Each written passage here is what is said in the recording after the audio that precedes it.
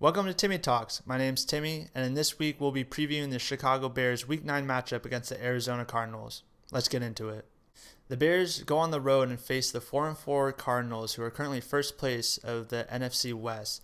They are on a 2-game win streak, both ending in game-winning field goals. Jonathan Gannon is the second-year head coach for this team, and he was the DC for the Eagles when they went to the Super Bowl. Let's talk about the Cardinals' defense. Statistically, they aren't really good.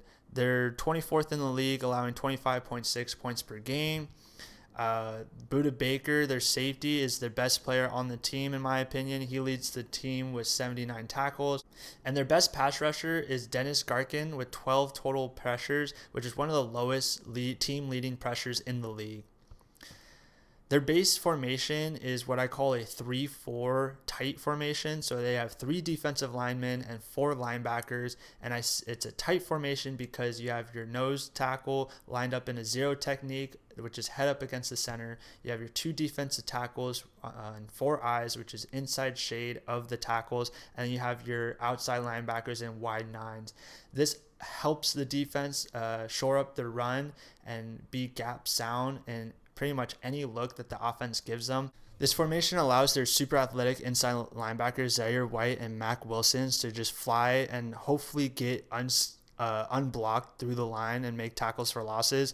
I think all 4 of their linebackers are super athletic. Obviously, their outside linebackers are probably the most important pieces of this defense because they'll have to rush the passer and or drop into coverage. So they are the guys.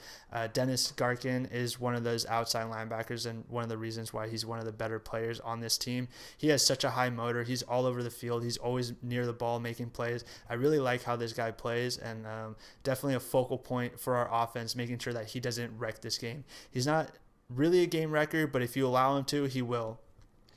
I also really like how this defense formation is because Jonathan Gannon is able to get really creative with his blitz packages and the way he dials up pressures. A lot of the times, the Cardinals don't blitz, or they end up bringing 4, but because of the look, it can cause confusion and maybe get someone unblocked sometimes. Offenses have been keen on it and have been able to block them up really well. That's why the Cardinals have one of the lowest pressure rates in the league. I think their secondary, minus Budda Baker, is really soft and kind of weak. So I think that is a weak point that the Bears should look into exploiting and getting their athletes and their skilled players out in the space and taking advantage of a softer secondary. Get away from these super athletic linebackers and don't let their looks confuse you and get guys unblocked to Caleb. That's going to be the key for the Bears offense, is being able to diagnose what's happening and who's coming, because they do a great job of lining up the same way, all 5 on the line, and then one of the outside linebackers dropping back into coverage and then only rushing 4. Sometimes they drop both outside linebackers back and rush an inside linebacker, which is still a 4-man rush. And then sometimes they drop all 8 and only have a 3-man rush. And because they're so tight, because they're in the 0 and the 4 eyes, they're able to do such quick tackles, nose guard games, which the Bears offensive line has struggled a lot with blocking and picking up, and also with how banged up they are, it's only going to get even worse for them. So expect to see the Cardinals doing a lot of crossing stunts, doing a lot of different disguises and looks to really confuse this offensive line and Caleb Williams. But I believe in Caleb Williams, and I believe in this offense to dial up something to take advantage of the weaker secondary. So speaking about the Bears offense, how do they match up against this defense? I think the Bears have a favorable matchup against this defense. I think with Swift, DJ Moore, Rome, and Komet, if you're able to get them out into space against their secondary, they're going to get a lot of yards after the catch. I think a key for the Bears is to really focus on the outside runs that they've been doing, because that's more successful than their inside runs. Interior linemen have been struggling, and it's hard for them to get a push and to get up to the next level. Get these guys, but they're athletic. Get these guys moving. Get these guys going sideline to sideline. Yes, the Cardinals have athletic linebackers, which kind of make it more difficult, but you're able to set up formations and create angles, which allows the perimeter blocking to just seal them off, and they're not even a problem. I think Shane needs to get really creative with how our formations are and our run designs, and it's going to be a huge key for the Bears. If we can get Swift a big game and get him like being able to get onto space and like, you know, do his little swifty swifts, do his little shaky shakes, make a guy miss, jump over a guy, get him out there, and I think the Bears will just be fine. They really need to focus on getting yards each and every play. Don't have to take the big shot when you have the opportunity to take the big shot, but sometimes I feel like Caleb tries to not hero ball, but a little bit tries to take too big of a bite when really you only need 3 or 4 yards. Make it 2nd and 6. Make it 2nd and 7. So much more manageable than 2nd and 10, and now you're playing from behind essentially. With how banged up the Bears' offensive line is as well, I think it's important that Shane's able to dial up some quick game.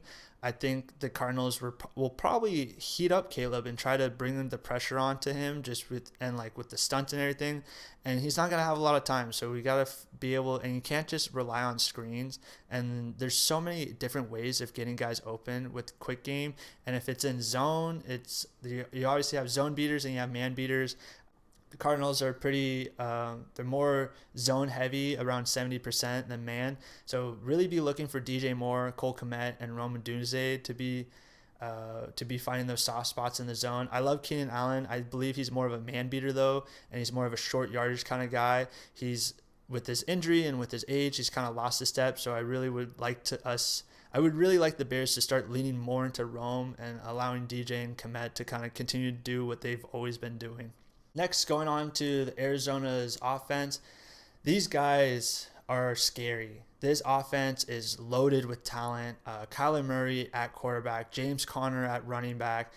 They have Trey McBride at tight end and Marvin Harrison Jr. and Michael Wilson with receivers.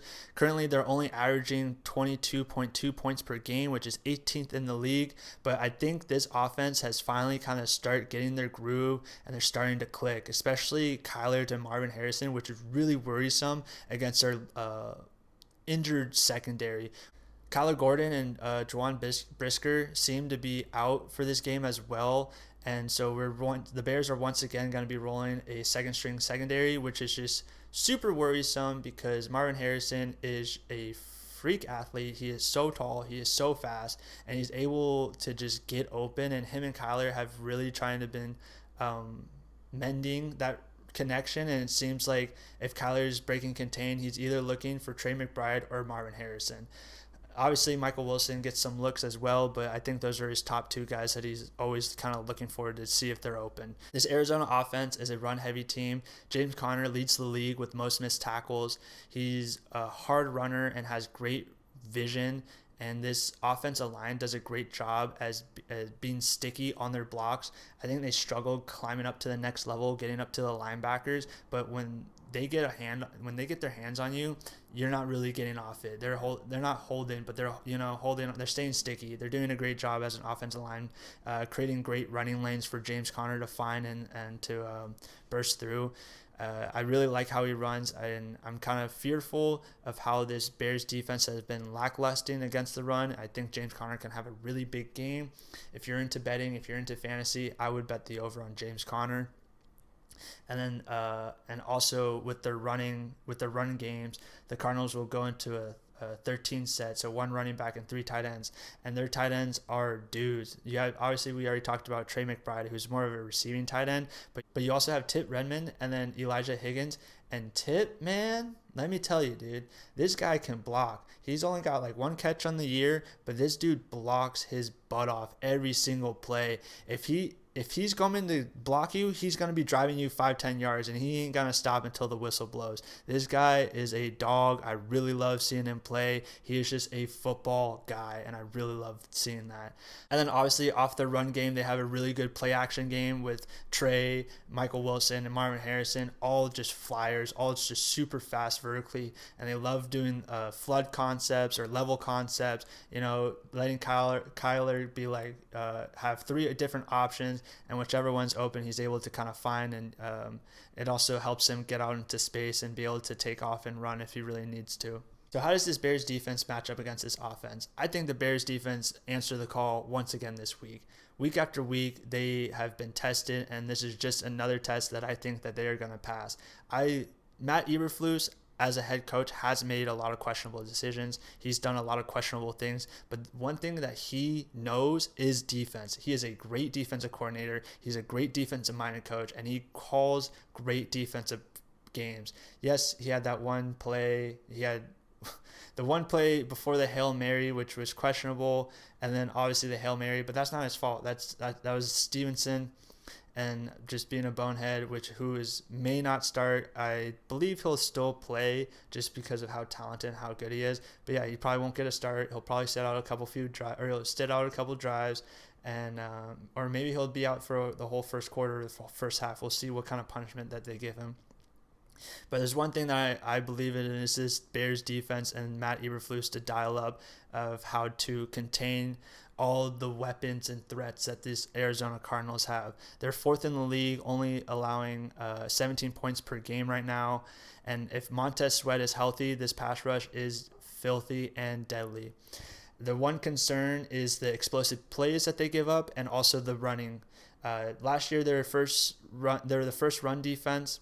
This year, they're in the middle of the pack. They're not doing as great. I think this is a get-right game. You have to get back to your old ways of fundamentals and fitting the run correctly, and also making the sure tackles. James Conner is going to be trying his hardest to break all these tackles. You got to make sure the Bears have to make sure that they're team tackling and getting them on the ground as quick as possible.